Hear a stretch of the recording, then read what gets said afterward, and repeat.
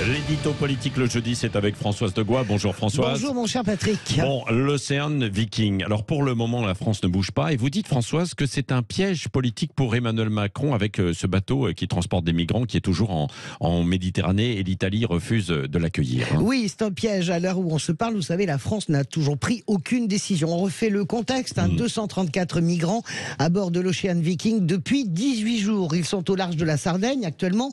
Donc ça veut dire près des côtes italiennes. On sait que Giorgia Meloni refuse de les laisser débarquer, en rupture totalement d'ailleurs avec le droit international et la constitution italienne. Elle a juste accepté, et c'est plutôt bien, que les femmes et les enfants débarquent, mais elle refuse que les hommes valides débarquent. Et elle renvoie la balle à Emmanuel Macron dans un tweet assez sarcastique en disant « Je remercie la France d'accueillir l'Ocean Viking ». Alors Emmanuel Macron est furieux, il renvoie la balle à Giorgia Meloni et on rembobine le film. On se souvient, en 2018, vous vous souvenez de l'Aquarius, à la place de Giorgia Meloni, il y avait Matteo Salvini, qui n'était pas président du Conseil, mais c'était l'homme fort de l'Italie.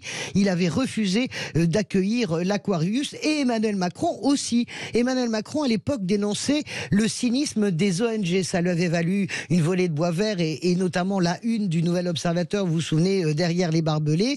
Et pourtant, ce refus d'Emmanuel Macron d'accueillir l'Aquarius avait été salué par l'opinion publique. Alors pourquoi un piège, me direz-vous ? Eh bien parce que le contexte politique a changé. On ne peut pas être le président qui se déclare heurté par les propos du député du Rassemblement national qu'il retourne en Afrique la semaine dernière. Il se déclare heurté, il le fait savoir, et on ne peut pas en même temps fermer ses eaux territoriales dans ce contexte particulier français.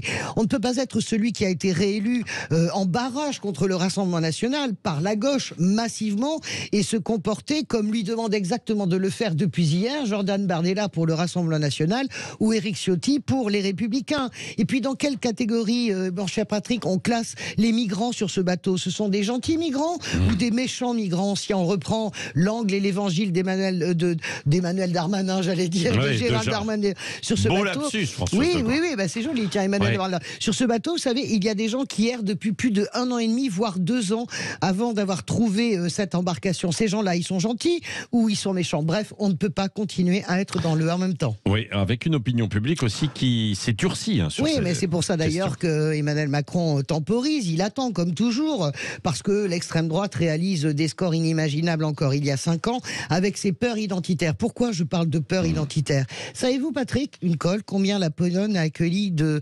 migrants ukrainiens? Non. 3 millions. 3 millions, oui, bien Combien sûr. la France a accueilli d'Ukrainiens? 100 000. Des gens qui fuient la guerre, exactement comme les migrants qui sont sur l'Ocean Viking, mais évidemment, ce sont des Européens, ils sont généralement de religion catholique, donc c'est pour ça que je parle de peur identitaire. On ne peut pas la balayer, on ne peut pas la minimiser, cette peur identitaire, elle existe, mais on ne parle que de 234 personnes.